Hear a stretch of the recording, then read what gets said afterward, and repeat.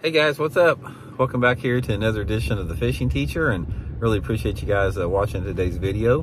Got a good one for you guys today. We're going to be talking about how to catch fish off sandy banks that don't have rock on it, don't have gravel on it, but sandy banks, which can be a really good area to fish for bass or any other type of fish. So we're going to give you guys some tips and advice on that. And also, before we get started, guys, just a quick reminder, I want to invite anyone out there interested in booking an on-the-water lesson with me, just to shoot me a private message on my Facebook page, Randy Blocker Professional Angler, and I can get you guys some details on that, so appreciate it. Okay guys, sandy banks, man, this is something that pretty much every lake across the country has got some level of sandy banks. Now, when I'm talking to sand, I don't mean like the perfect beach sand situation. Sandy banks, in my opinion, are sort of banks that have sort of like the rock on it is smaller than like gravel a little bit. It can, and sometimes they're mixed together. Sometimes on what I call a sandy bank, you can have maybe some little bitty small rock and then maybe gravelly type rock, and then you may have some sand or mud on there. Mud and sand are pretty close to the same thing. Well, actually mud, sand, and clay are pretty much to the same thing as far as how the bass use them and how to catch fish off of them. Because, for example, you guys that fish a lake like Lake Hartwell in South Carolina, Lake Hartwell has a lot of clay type banks. You know, they're, sort of like the red clay. And then you can also go to some lakes, maybe like Lake Alabama or like Lake Eufaula in Alabama, and you can find some sandy banks there. And there's mixtures of that in between, but they all pretty much fish the same. So first of all, let's sort of talk a little bit about, we'll go over real quick the 4 seasons about how I like to fish sandy banks and that type of stuff. The first thing is, if you're fishing in the winter time or the post spawn or the summer or the fall, anything except like when the fish are spawning, concentrate on sandy points. Now these points can be main lake points, they can be secondary points, they can be little bitty rounded points.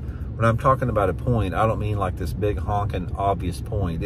You could be like going along a bank and all of a sudden there's a little outcropping as big as your truck or something, and that's a point. You know, any type of irregular feature that makes a point with a sandy bank, this is a key area that the fish like to use sand on. Now, one of the things you'll find out about sand also is, in addition to that time of year, a lot of it has to do with water visibility. If you're fishing water visibilities that are over 3 feet, probably my favorite way to fish a sandy bank that time of year or any time of year is with a jerkbait. For whatever reason, jerkbaits work great on sandy banks. They're one of my favorite things to fish on it, because what you have on a sandy bank is the fish don't set up on like one piece of cover or a drop off. They roam around on sandy banks feeding. They're looking for, crawdads down there, they're looking for shad or whatever. So these fish tend to scatter everywhere. And if you've got a moving bait like a jerk bait where you can cover a lot of water, that's a good way to catch them. Another good way to catch them is a football head jig, doing the same thing, just dragging the sandy points everywhere with that. And you can also fan cast a crankbait on there too. Any lure that will allow you to cover a lot of water is going to be key on that. And if the water temperatures are below, say, 55 degrees, look for a lot of those fish to be suspended out in a little bit deeper water close to those clay points. Is going to be good.